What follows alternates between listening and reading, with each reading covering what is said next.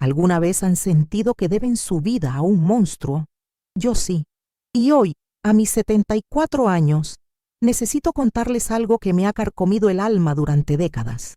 Mi nombre es Esperanza, aunque después de lo que van a escuchar, no sé si merezco llevar ese nombre. Esta es la historia de cómo un hombre me salvó de una muerte segura, de cómo lo veneré como a un santo, y de cómo descubrí que detrás de sus manos milagrosas se escondía una bestia que hacía cosas inimaginables con sus pacientes dormidos. Pero también es la historia de lo que yo hice cuando lo supe, de las decisiones que tomé y que me persiguen cada noche. No sé si me van a juzgar, no sé si van a entender, pero necesito que alguien sepa la verdad antes de que me lleve este secreto a la tumba. Yo nací en 1950, en un barrio humilde de las afueras de la ciudad. Mi padre era albañil. Mi madre lavaba ropa ajena para ayudar con los gastos.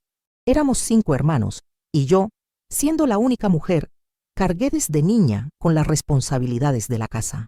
A los 16 años conocí a Roberto, un muchacho bueno que trabajaba en una fábrica textil. Nos casamos cuando cumplí 18, y aunque no teníamos mucho, éramos felices. Tuvimos 3 hijos, Miguel, Carmen y Sofía. Roberto trabajaba doble turno para que no nos faltara nada, y yo me dedicaba a criarlos y a coser para algunas vecinas que me pagaban unos pesos extra. La vida era dura, pero teníamos amor, teníamos esperanza, hasta que llegó el año 1995, cuando todo se desmoronó. Empecé a sentir dolores de cabeza terribles, como si alguien me clavara cuchillos en el cráneo. Al principio pensé que era estrés, que eran los problemas económicos que atravesábamos. Roberto había perdido el trabajo, y yo cosía día y noche para mantener a flote la casa. Pero los dolores empeoraron. Llegó un punto en que no podía ni abrir los ojos sin que me diera vértigo.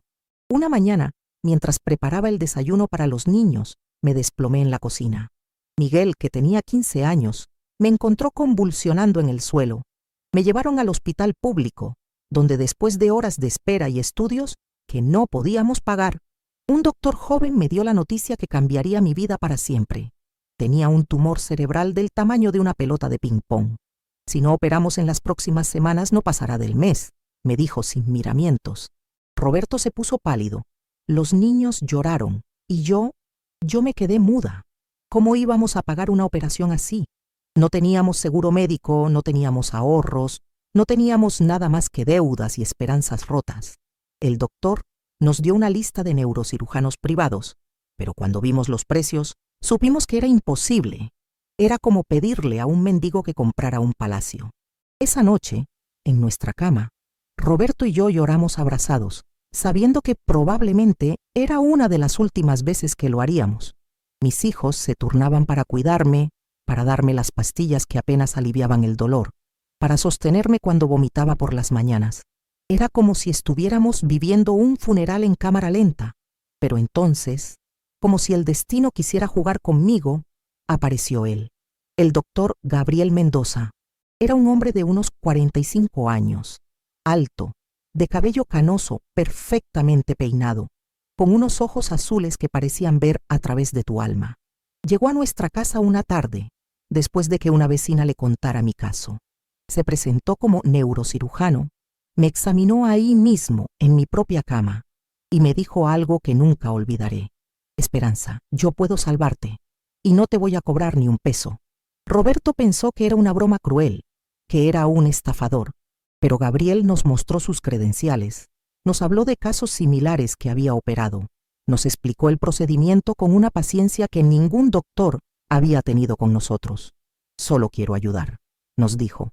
A veces la medicina debe ser un acto de amor, no de negocio.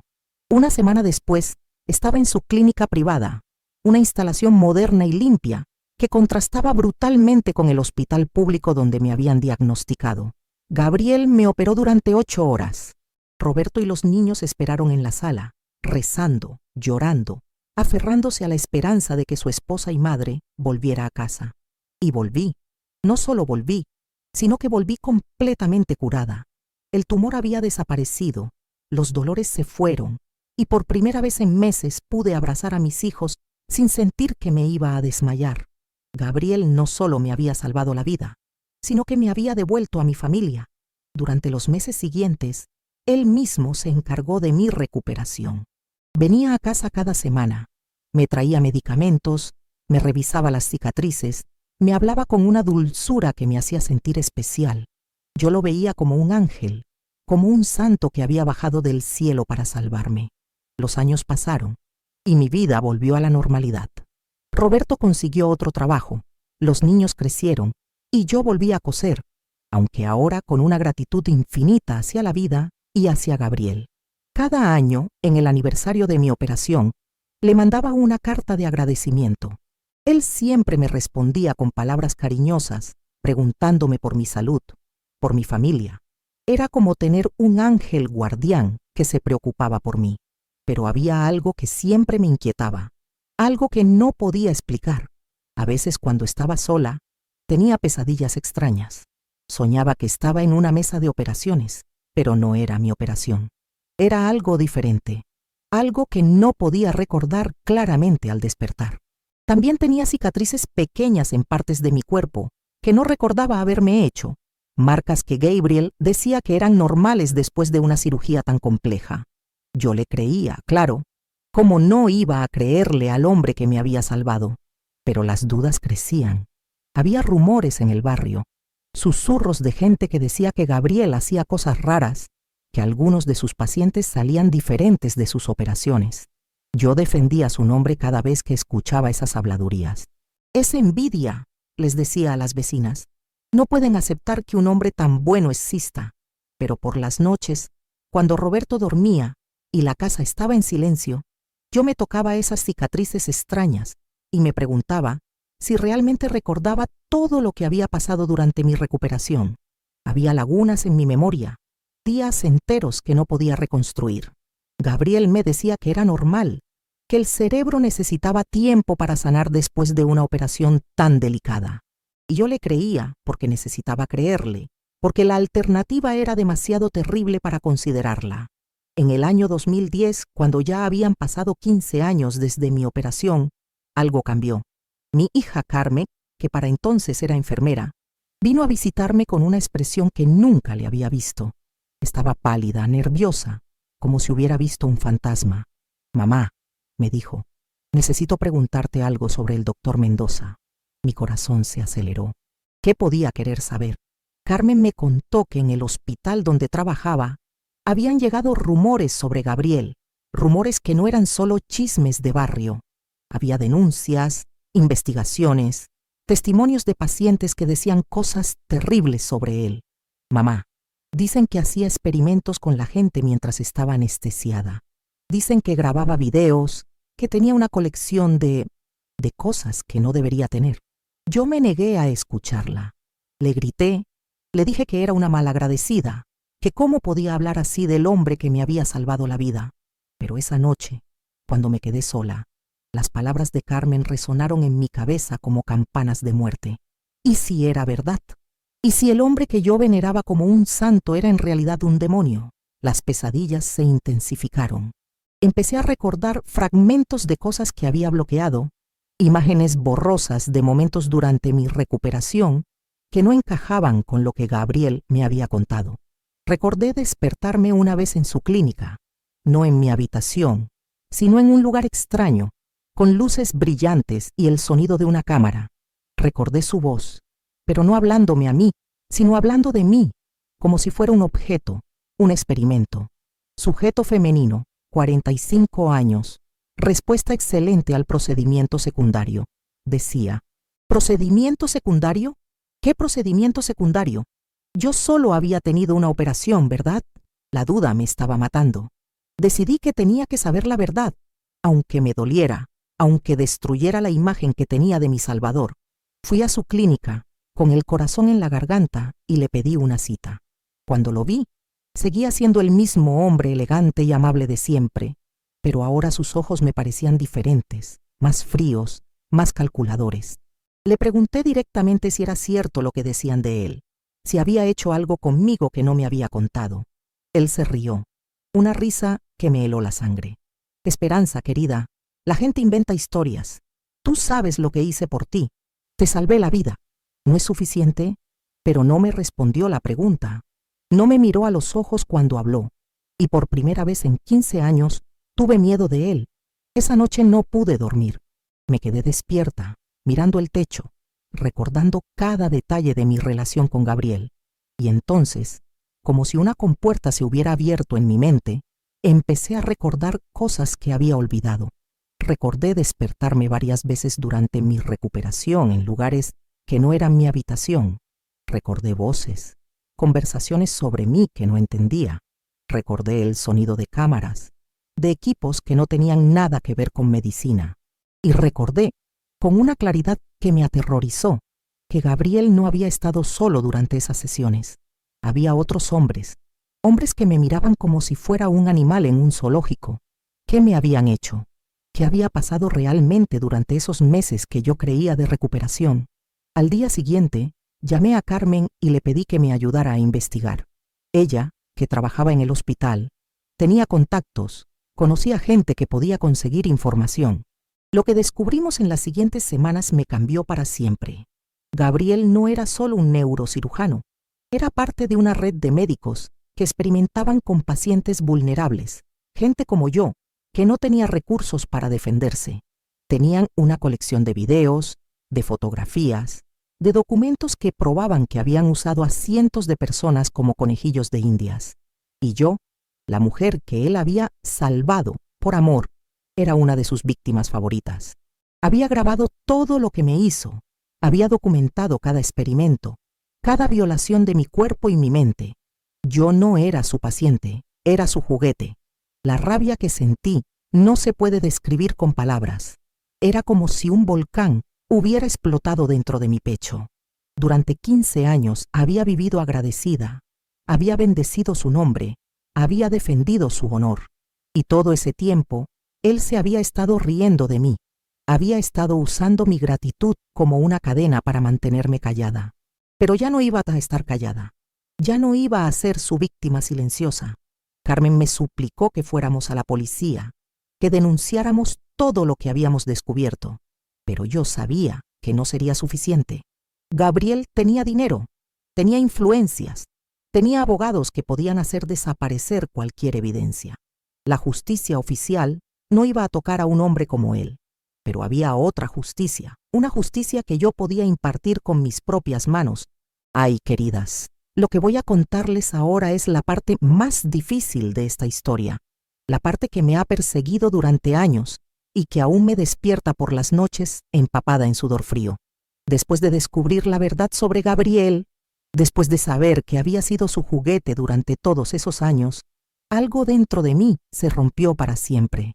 No era solo rabia lo que sentía, era una sed de venganza que me quemaba las entrañas. Carmen me rogaba que fuéramos por la vía legal, que denunciáramos todo ante las autoridades. Mamá, tenemos pruebas, me decía. Podemos destruirlo legalmente. Pero yo sabía que no sería suficiente. Había visto cómo funcionaba el mundo. Había visto cómo los ricos y poderosos siempre encontraban la manera de escapar de sus crímenes. Gabriel tenía dinero, tenía contactos, tenía abogados que podían hacer desaparecer cualquier evidencia. Y aunque lo condenaran, ¿cuántos años le darían? 5, 10, ¿y después qué? ¿Saldría libre para seguir haciendo daño a otras mujeres como yo? No, queridas, eso no iba a pasar, no mientras yo tuviera fuerzas para impedirlo. Decidí que Gabriel tenía que pagar, pero no con años en una cárcel cómoda, donde podría seguir planeando sus maldades. Tenía que pagar con la misma moneda que él había usado conmigo, con humillación, con dolor, con la pérdida total de su dignidad. Pasé semanas planeando, observando sus movimientos, estudiando sus rutinas. Descubrí que tenía una casa de campo a las afueras de la ciudad, un lugar apartado donde llevaba a sus pacientes especiales para hacer cosas que ni siquiera en su clínica privada se atrevía a hacer. Era ahí donde tenía su verdadero laboratorio, su cámara de tortura disfrazada de consultorio médico. Una noche, armada solo con mi rabia y un frasco de pastillas para dormir que había molido hasta convertirlas en polvo, fui a su clínica. Le dije a la recepcionista que necesitaba verlo urgentemente, que tenía dolores de cabeza otra vez y que estaba muy asustada. Ella, que me conocía de años anteriores, me hizo pasar inmediatamente. Gabriel me recibió con esa sonrisa falsa que ahora me daba náuseas. Esperanza, querida, ¿qué te trae por aquí tan tarde?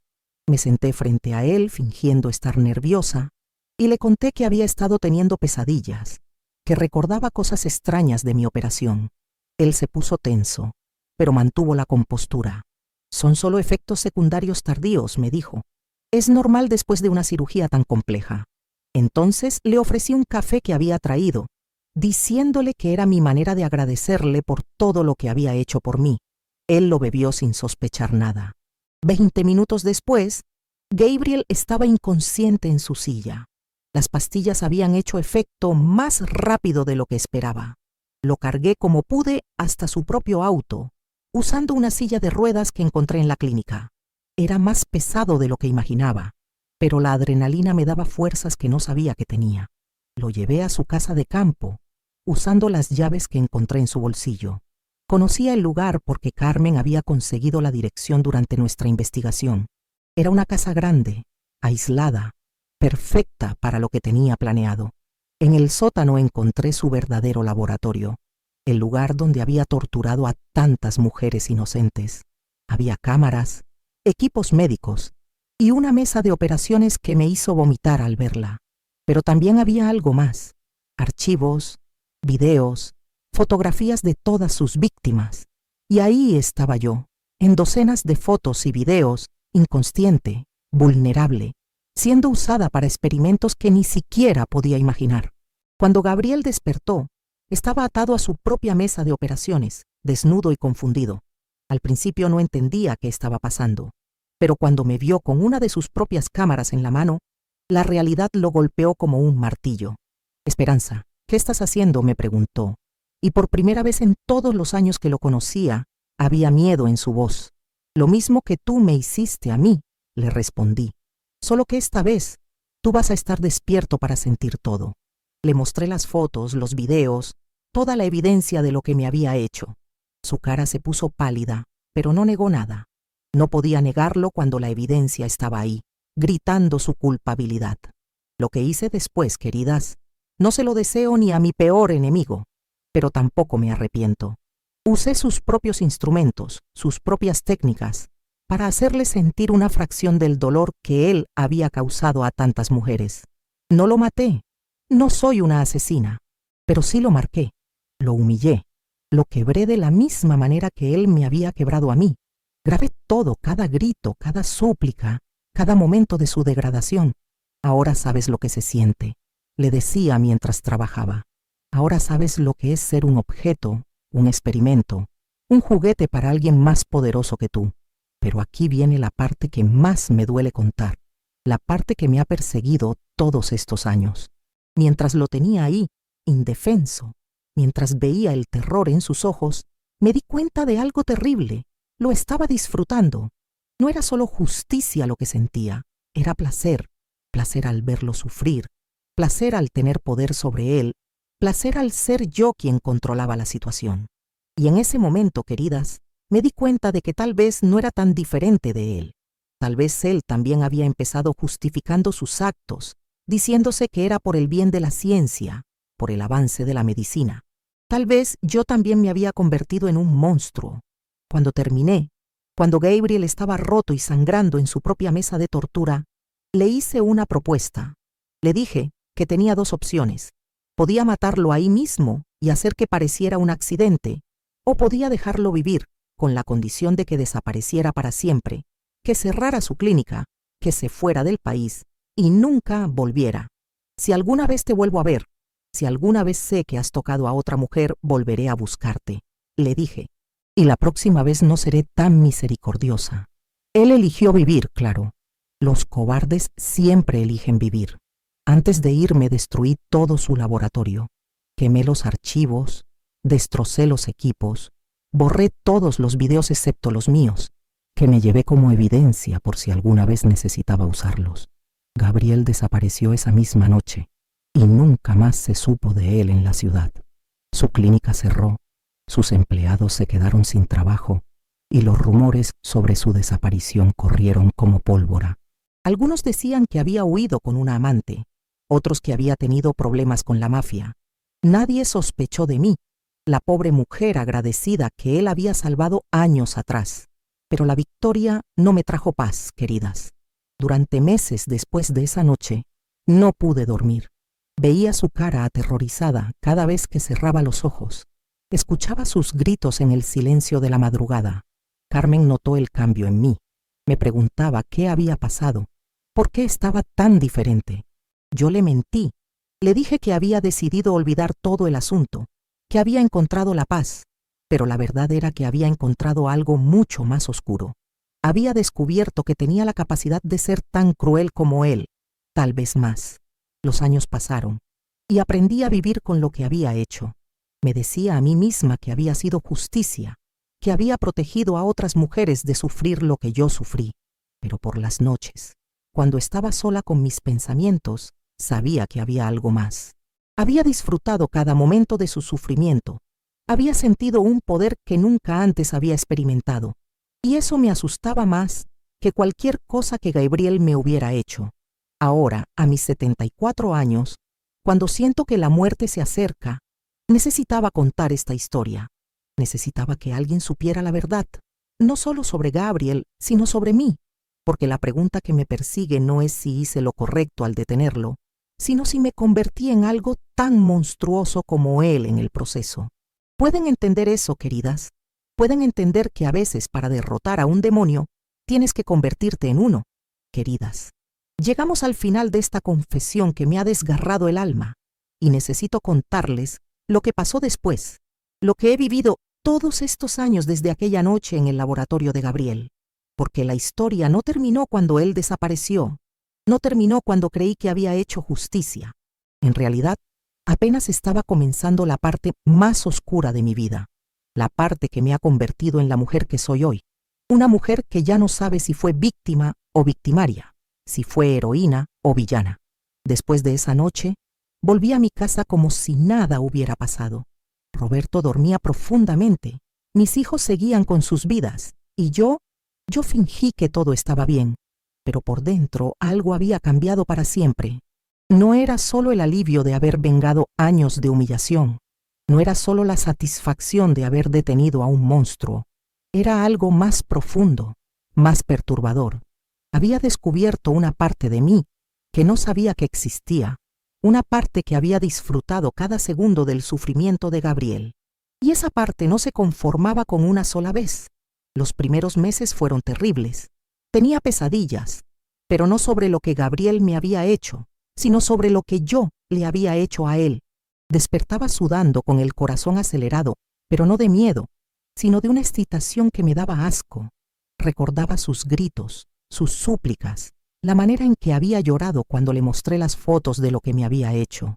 Y lo peor de todo era que quería volver a sentir eso, quería volver a tener ese poder sobre alguien. Me asustaba tanto que llegué a pensar en suicidarme, en acabar con todo antes de que esa oscuridad me consumiera completamente. Pero entonces empecé a escuchar historias de otras mujeres que habían pasado por situaciones similares. Carmen, que seguía trabajando en el hospital, me contaba casos de pacientes que llegaban con traumas inexplicables, con cicatrices que no recordaban haberse hecho, con pesadillas sobre médicos que las habían tocado de maneras inapropiadas, y cada vez que escuchaba una de esas historias, sentía que la rabia volvía a encenderse en mi pecho. No solo rabia por lo que les había pasado a ellas, sino rabia porque sabía que había más hombres como Gabriel ahí afuera, más monstruos disfrazados de salvadores. Fue entonces cuando tomé una decisión que cambiaría mi vida para siempre. Decidí que no podía quedarme de brazos cruzados, que no podía dejar que otros depredadores siguieran haciendo daño mientras yo tenía el poder de detenerlos. Pero esta vez sería más inteligente, más cuidadosa. No actuaría por impulso como lo había hecho con Gabriel, sino que planificaría cada movimiento, cada acción. Me convertí en una cazadora, queridas, una cazadora de monstruos. El segundo fue un dentista llamado Ricardo Vega. Carmen me había contado que varias pacientes se habían quejado de que las tocaba inapropiadamente mientras estaban bajo anestesia, pero nunca había consecuencias porque él negaba todo y las mujeres no tenían pruebas. Pasé meses estudiándolo, siguiéndolo, aprendiendo sus rutinas. Descubrí que tenía una clínica privada donde atendía por las noches, donde no había enfermeras ni testigos. Una noche, fingí una emergencia dental y fui a verlo. Le puse las mismas pastillas que había usado con Gabriel en su café, y cuando se desmayó, lo llevé a un lugar que había preparado especialmente para estos casos, un sótano abandonado en las afueras de la ciudad, que había comprado con los ahorros de toda mi vida. Lo que le hice a Ricardo fue peor que lo que le había hecho a Gabriel. Había aprendido de la experiencia anterior, había perfeccionado mis técnicas. No solo lo torturé físicamente, sino que lo quebré psicológicamente. Le mostré fotos de todas sus víctimas. Le hice confesar cada uno de sus crímenes mientras lo grababa. Y cuando terminé con él, no le di la opción de huir. Lo maté, queridas. Lo maté con mis propias manos y enterré su cuerpo en el mismo sótano donde lo había torturado, porque había aprendido que los monstruos como él no merecían una segunda oportunidad. El tercero fue un profesor universitario que abusaba de sus estudiantes. El cuarto, un jefe que acosaba a sus empleadas. El quinto, un sacerdote que tocaba a los niños del coro. Uno tras otro, fui cazando a estos depredadores, usando diferentes métodos, diferentes disfraces, diferentes estrategias. Me volví experta en drogas, en tortura, en hacer que la gente desapareciera sin dejar rastro. Y con cada uno que eliminaba, sentía que estaba haciendo justicia, que estaba protegiendo a futuras víctimas. Pero también sentía algo más. Sentía placer, sentía poder, sentía una satisfacción que me llenaba de una manera que nada más en mi vida había logrado. Durante años, nadie sospechó de mí. ¿Quién iba a sospechar de una abuela costurera, de una mujer mayor que había criado a sus hijos y cuidado a su marido? Yo era invisible, era inofensiva, era la víctima perfecta que se había convertido en la cazadora perfecta. Roberto murió de un infarto en el 2018, sin saber nunca lo que su esposa había estado haciendo durante todos esos años. Mis hijos siguieron con sus vidas, visitándome los domingos, trayéndome a sus nietos, tratándome como a la dulce abuela que creían que era. Pero la verdad, queridas, es que ya no era esa mujer. Ya no era la Esperanza que había sido operada por Gabriel en 1995. Era algo diferente, algo más oscuro. Había matado a 23 hombres en total, todos ellos depredadores, todos ellos monstruos que hacían daño a mujeres y niños indefensos. Y no me arrepiento de ni uno solo. Cada uno de ellos merecía morir. Cada uno de ellos era una amenaza para la sociedad. Pero lo que me asusta, lo que me quita el sueño, no es lo que hice, sino lo mucho que lo disfruté, porque la verdad es que dejé de hacerlo por justicia hace mucho tiempo. Lo seguí haciendo porque me gustaba, porque me daba una sensación de poder y control que nada más podía darme. Me gustaba ver el miedo en sus ojos cuando se daban cuenta de lo que les iba a pasar. Me gustaba escuchar sus súplicas, sus promesas de cambiar, sus intentos desesperados de negociar por sus vidas. Me gustaba ser yo quien decidía quién vivía y quién moría, quién merecía una segunda oportunidad y quién no. El último fue hace apenas 6 meses. Un médico joven que trabajaba en el mismo hospital donde trabajaba Carmen. Ella me había contado que varias enfermeras se habían quejado de él, que las acosaba, que las amenazaba con despedirlas si no accedían a sus demandas. Cuando lo tuve en mi sótano, cuando lo vi llorar y suplicar como un niño, me di cuenta de algo terrible. Ya no sentía nada. No sentía rabia, no sentía justicia, no sentía placer, solo sentía vacío. Había matado a tantos que ya no significaba nada para mí. Era como una adicción que había perdido su efecto, como una droga que ya no me daba el subidón que buscaba. Fue entonces cuando decidí parar. No porque hubiera encontrado la redención, no porque me hubiera arrepentido de lo que había hecho, sino porque ya no me servía. Ya no me llenaba el vacío que Gabriel había dejado en mi alma cuando me violó y me usó como su juguete personal. Había pasado casi 30 años cazando monstruos, y al final me había convertido en el monstruo más grande de todos.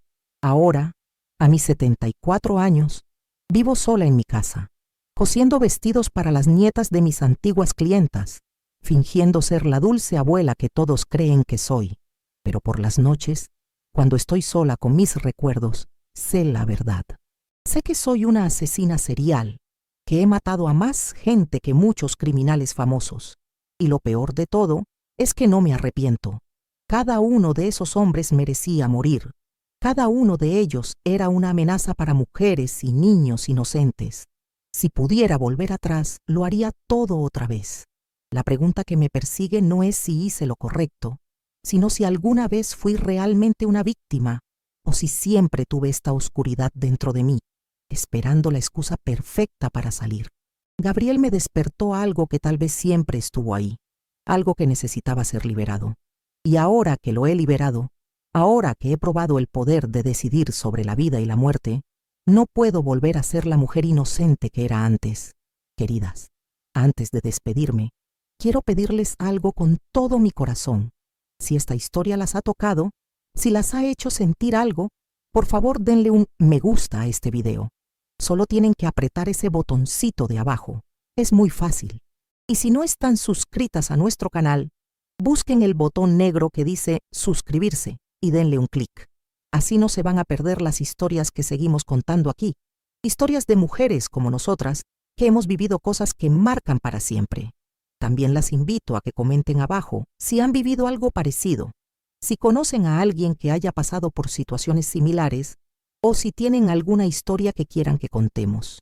Aquí las esperamos todos los días con nuevos relatos que las van a dejar sin aliento, historias que necesitan ser contadas, secretos que necesitan salir a la luz. Y perdonen si este video ha sido muy largo, pero es que estas historias hay que contarlas al detalle. Hay que decir toda la verdad, aunque duela, aunque asuste. Necesitaba soltar todo esto ya. Necesitaba que alguien supiera quién soy realmente antes de que me vaya de este mundo. Perdón, de verdad, pero necesitaba este desahogo.